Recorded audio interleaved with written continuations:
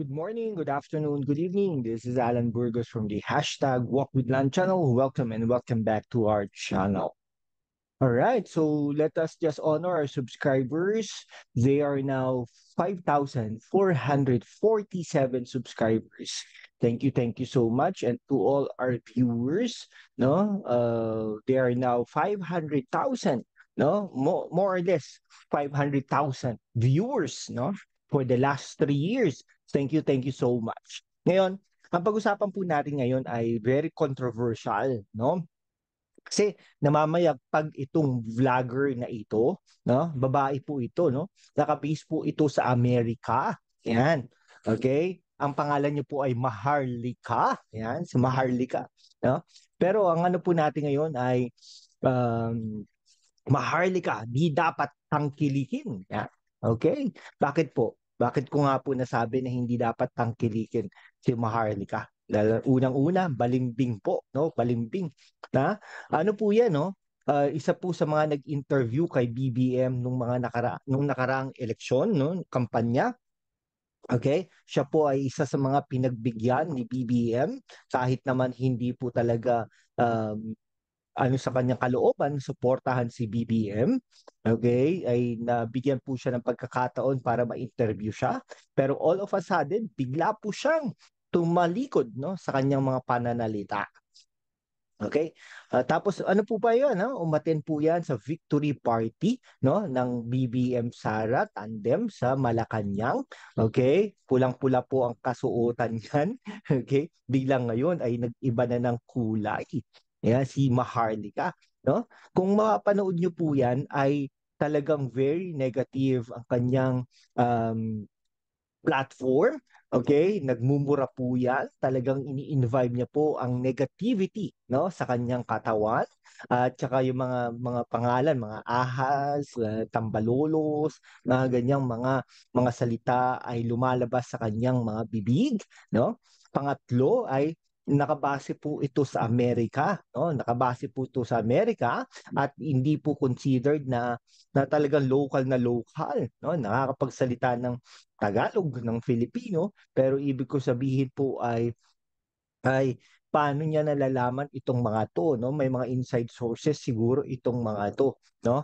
Pero mas tangkilikin po natin ang mga vloggers na naka-base dito po sa Pilipinas.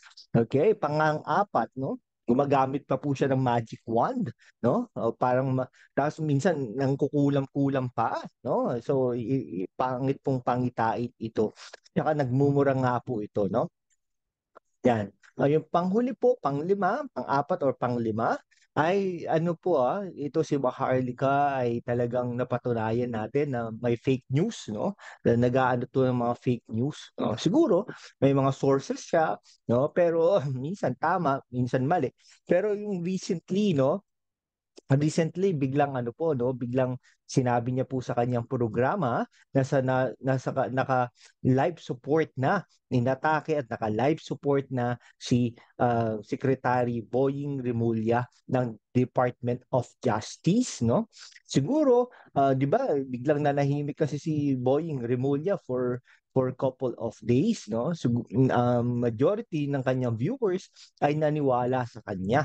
Okay? So let's assume na gano'n ang nangyari. Dapat hindi mo sinasabi yan sa programa mo, no? Kasi you're parang ano no? Natutuwa ka pa na naka-life support ang tao allegedly, no? Pero hindi dapat gano'n, Maharlika. Okay? Pero biglang all of a sudden, no, couple of days ago, biglang nag-press conference si Boying Rimulya, no? At nagpa-picture pa nga ng family picture nung Christmas at saka New Year. O ano naman masasabi mo dito, Maharlika? Okay? Fake na fake news. At saka nakakapagsalita naman si Boying Rimulya. No? Siguro, baka nagpa-check up ang tao dahil 62 years old at saka na-bypass ito, no? Bypass ito nung mga nakaraang buwan. Okay? Pagkatapos nga ng bypass niya, no, pagkatapos ng operation niya, ay nag-report agad ito, no? Ay, anong masasabi mo diyan, Maharlika, no? Okay? So ibig sabihin, fake news ang sinasabi mo. Ah, sinasabi mo at parang natutuwa ka pa kung may mangyari kay BBM, may mangyari kay First Lady Liza at saka kay Boying Remulla. Okay? So dapat hindi po tangkilikin si Maharlika. Okay? Tangkilikin lang po natin ang ating mga ano no. Wala tayong pakialam kung BBM yan o TDS o etc. no o Lenny. Basta as long as hindi po ganito kay Maharlika, no? Biglang i-interview, biglang ano, lipat agad at yan. No, dapat hindi po ganon. Okay, sige. Hanggang dito na lang po mga kaibigan ko. Maraming maraming salamat po sa inyo.